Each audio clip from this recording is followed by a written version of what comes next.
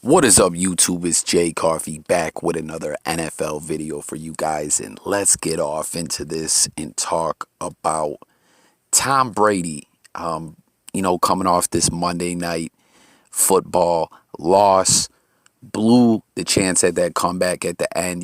Very un-Brady like what everyone's been gotten used to seeing Brady do over the years, and the head coach in Tampa, Bruce Arians, kind of being a little critical of Tom Brady. And for all the football fans, if you're just getting new to my channel, make sure you check out a previous video I did a couple back on this channel talking about Tom Brady being a poor sport after that loss, throwing that pick at the end there and not shaking Jared Goff's hand. You know what I mean? That's some bullshit. But anyways, it's not like Tampa's doing horrible or anything like that. They're sitting in second place in the division at 7-4 behind the Saints and are in playoff contention. But, I was speaking about this a lot in the offseason, that I just, didn't look at the Buccaneers as like they were going to be this unstoppable force, or, essentially just going to be like what the Patriots have done since the Tom Brady era. You know what I mean? A lot of people saw Brady going to Tampa and their eyes just immediately lit up. And, Gronk comes out of retirement. They work the deal out, to get him traded over there to Tampa. Just do a lot of what Tom Brady asks of them, get this whole deal together. And, everyone thinks it's just going to be what it was in New England. And I was trying to tell everyone, it's not going to be that. It's not going to be what it is. I was saying they might be battling for a playoff spot. I'm not even, necessarily sure they're a for sure playoff team. And, like I said, they're sitting in second place, going to be fighting for a wild card spot. We know each conference, they've expanded the playoff field where there's going to be 7 teams from each conference going to the playoffs this season. But that's basically where they're at 7-4, 5 games to go. Nothing is certain for Tampa. You know what I mean? But Brady threw a little fit, wouldn't shake Goff's hand, upset with himself. That's not the first time we've seen him blow a possible comeback this season. And now, they're a few weeks into having AB on the roster, and a lot of people looked at that the same way as Brady going to Tampa, Gronk going to Tampa with him. Oh, now we got AB going there too. They're going to be unstoppable. And take a second and think about that. Think about a team with Tom Brady, Gronk, and Antonio Brown on the same offense, and let me know what you think that team would do if they would be an unstoppable force. It sounds like a dream team, a team that someone would try to throw together in Madden, one of those people who play Madden, not on all Madden because they just want to be able to get the easy W, or go in and manipulate the rosters to just make up dream teams. Like, they don't even want to challenge when they play the game. They just want to run through the computer like it's nothing. I don't respect y'all half-ass Madden players that do that BS. But anyways, after AB back with the team, it hasn't really, or back in the NFL with the Buccaneers, it hasn't made them really that much of a greater team. It hasn't made that much of a difference, like, everyone, please join the discussion. Let me know your thoughts on this. But AB's numbers since coming back to the NFL: 18 for 157 yards, no touchdowns, longest play 25 yards, longest reception. And based on all this, it's got a lot of people talking. Did AB lose a step? What's the deal with AB? Because we heard how great he was looking after being out of the league for quite some time, battling all those off-the-field issues. Will he be the same? What's he going to look like? We did see footage of him working out multiple times, getting together with, former and present NFL players at high school fields and everything. And he looked like he didn't lose a step. But at the end of the day, you can't really attribute NFL game situations and just the pressure of being out there and playing at game speed and playing at that competitive level, what it's really going to be like when he gets back out there.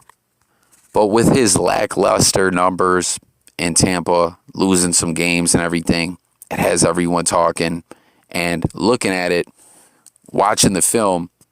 AB's been pretty much doing his job pretty well. It's been Brady who's been struggling recently, and Bruce Arians spoke about it, in a press conference. He spoke to the media about it. And looking at Brady's numbers on the season, they're pretty good. They're not bad. 2,955 passing yards. That's fourth in the NFL. Touchdowns, 25, also fourth in the NFL. Interceptions, 9, tied for 28th in the NFL. That's not that good. And his quarterback rating, really not that great. Middle of the pack, 70.3. But all in all, decent numbers. These aren't garbage numbers or anything like that. But when you break it down and really look at it, it's been more recent struggles. He's really struggled on the long ball. And we know Antonio Brown is the kind of receiver you want to connect with on that long ball. He can get separation. He's great at running routes. And like I said, if you go and watch the film, he's been good since he's been back. But peep this, as we saw, him miss AB last night on Monday Night Football. One went right off his fingertips. Brady, in the last 4 games on long balls, is 0 for 19. That's bad, man. First 7 games of the season, 4 for 39. So all in all, those are pretty bad numbers when going down the field, And we know Brady has thrived in the past, getting the ball, that quick release in New England and everything. But you knew they weren't going to be able to run that same kind of offense in Tampa Bay. New England was a system team. They've kept that kind of system together for quite some time. A lot of the players may have changed, but a lot of the key performers stayed with the team. But all in all, it's a different team.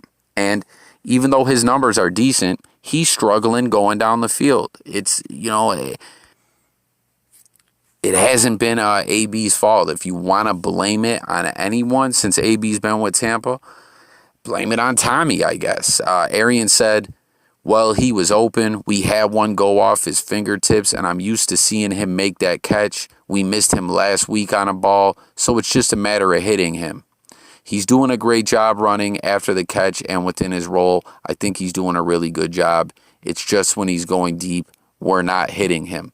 And, he's being critical of Tom Brady, but at the same time, you hear him say, I'm used to seeing AB make that catch. That was a bad throw, in my opinion. You guys let me know if you agree. And I don't know, man. It's not going to be... we knew it wasn't going to be the same team no matter what a lot of people thought.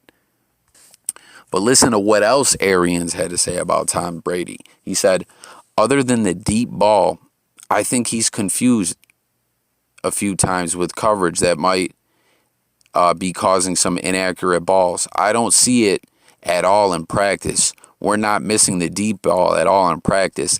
That's for sure. It's just a matter on Sundays of hitting them.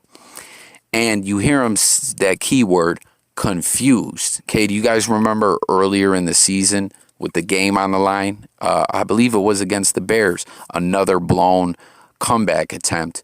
Brady forgot what down it was. It was 4th down. They turned the ball over. He thought he had a whole nother down. Okay, that's very un-Brady-like. And I don't know, all in all, the Brady experiment in Tampa Bay, 7-4, fighting for a playoff spot. Yeah, but I don't know. Do you guys really think we're going to see Tom Brady beyond this season?